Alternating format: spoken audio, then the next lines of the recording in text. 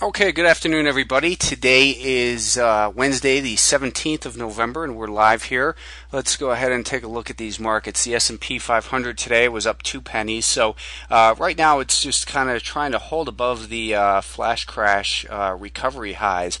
That's this horizontal line that I have drawn here. It seems to me like this is a level that people are watching, as well as that 50-day moving average. And the 50-day moving average is rising, but it's probably going to need, I think, or I'm hoping at least, that we get a little bit of a flush down through that 50-day moving average before this market can start to recover here. We've got this pattern of lower highs and lower lows with a declining 5-day moving average.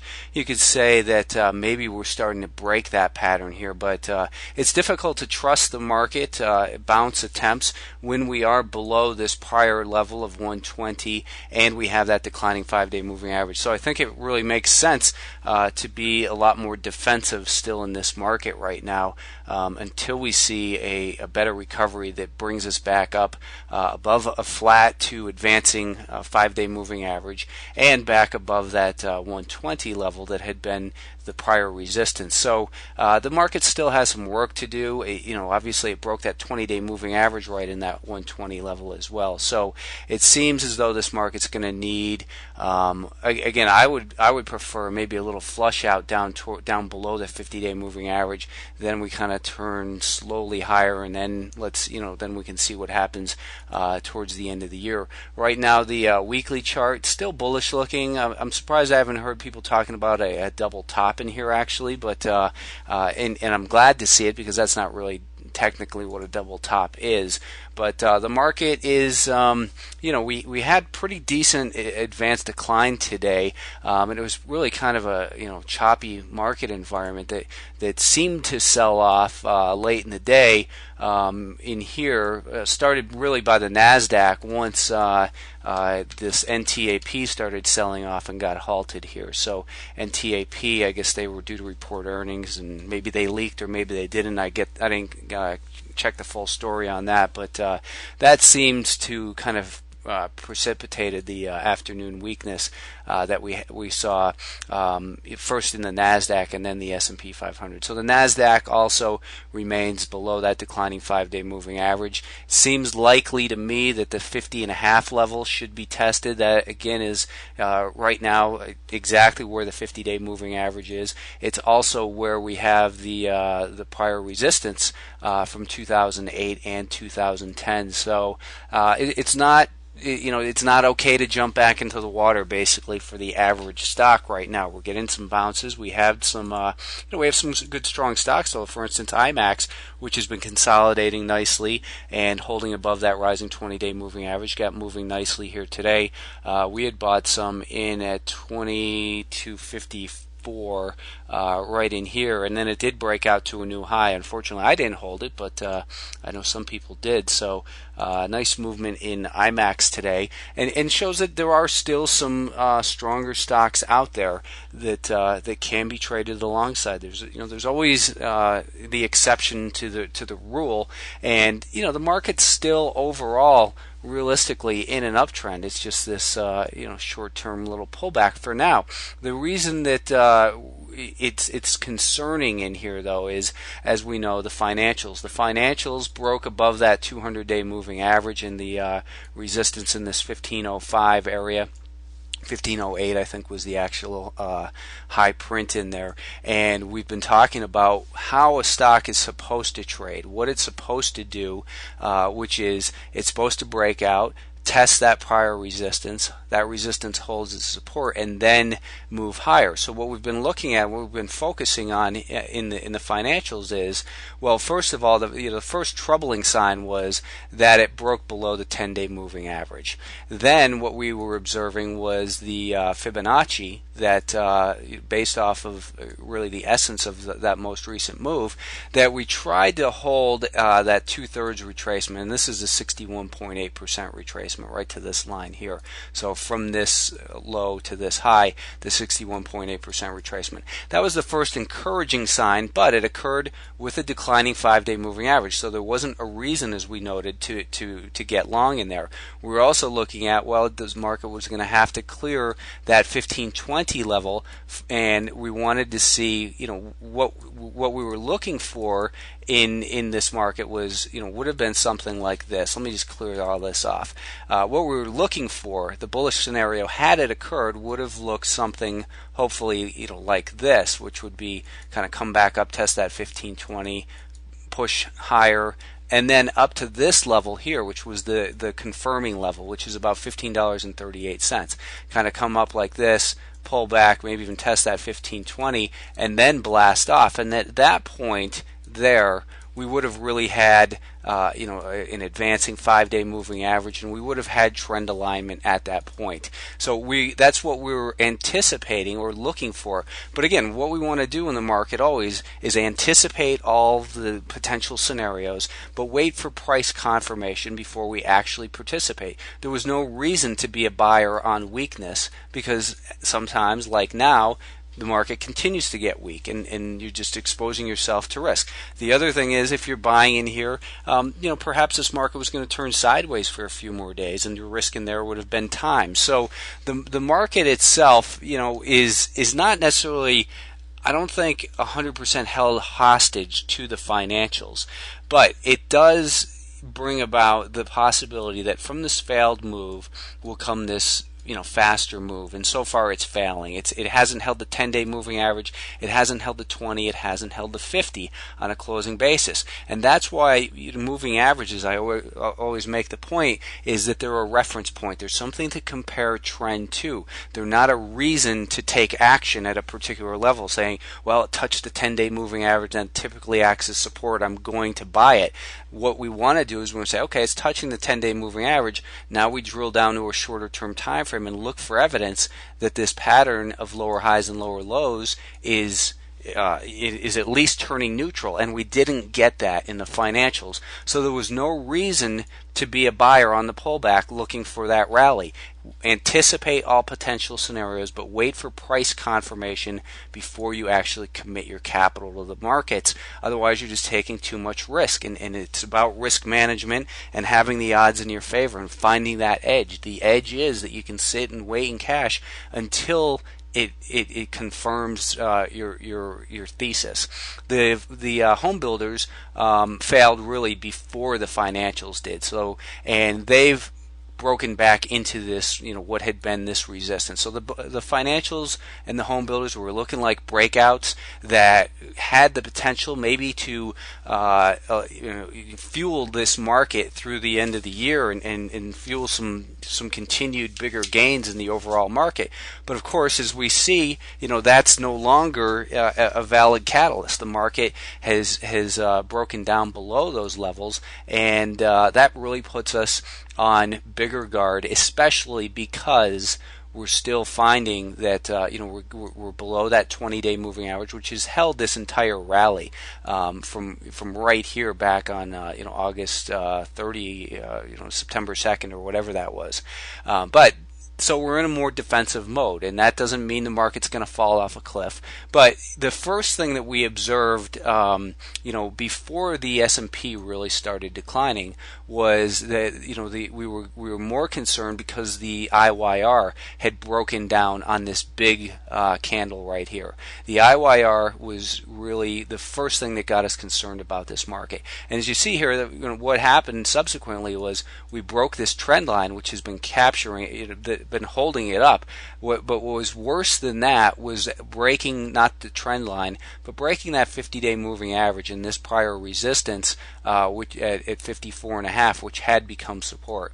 So the IYR is more badly damaged. I don't know if I said that with proper English, but it's damaged. It's got worse damage here than the overall market, and it makes you think that, well, the IYR has been such a strong trend over the last year and a half, 2 years really, that now if we're losing some leadership in here, and it doesn't mean that we're in a bearish bigger trend. A bearish bigger trend would be below a declining 200-day moving average. Maybe we're going to test the 200-day moving average down at 51 before this little sell-off is run its course. It's not really showing any, maybe a little bit of stability here, but not something that you can trust really with a declining 5-day moving average for more than just a quick day trade, based on maybe what you would be looking at with a 1 minute time frame. So today, for instance, we, in these, we opened with a little bit of strength, but then cleared the, this little consolidation above the VWAP and the IYR, and it was a decent little trade in here if you were, trading these things. But we've still, this is maybe the beginning just of some stability. There's nothing here to say the buyers have taken control in the IYR. So these, this group is a bigger reason for concern. We've got that 52 level that maybe is going to hold as support.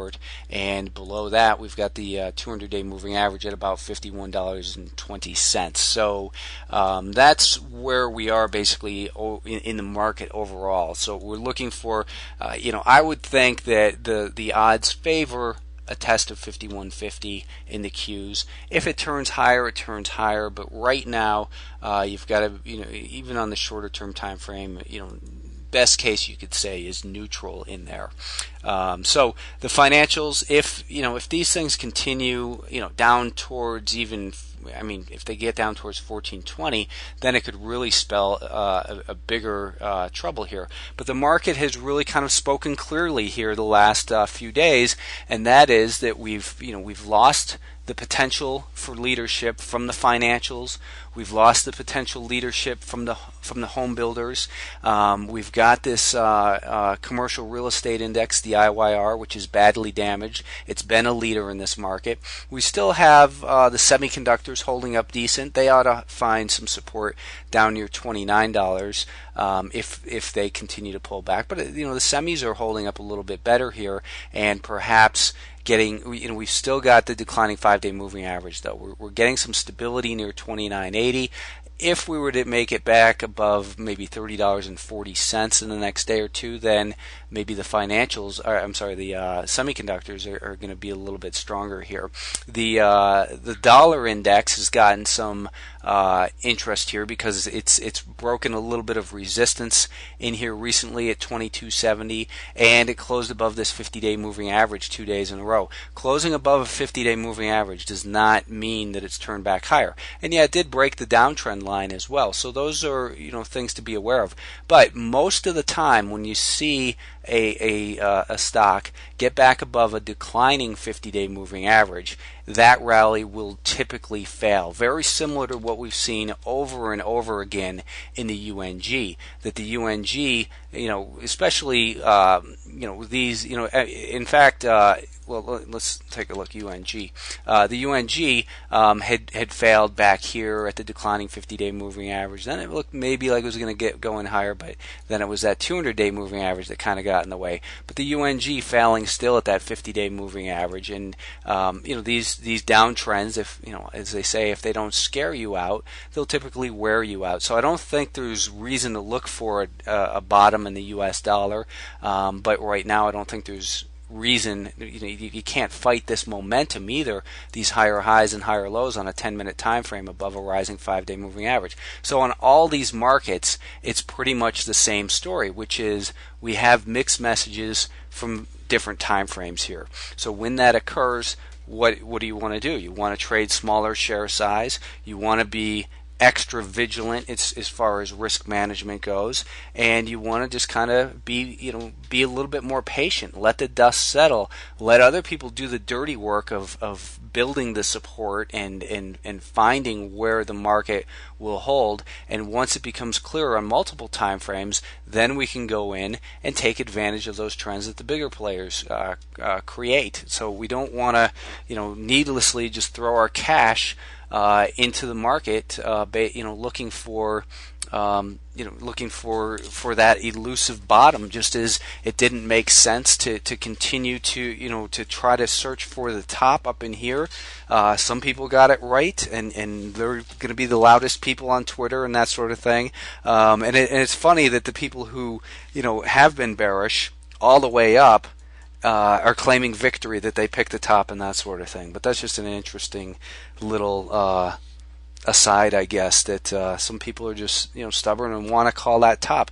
For me, it's just much lower stress to wait for the dust to settle, take trades in both directions. Right now, we've been looking at OFC as a short.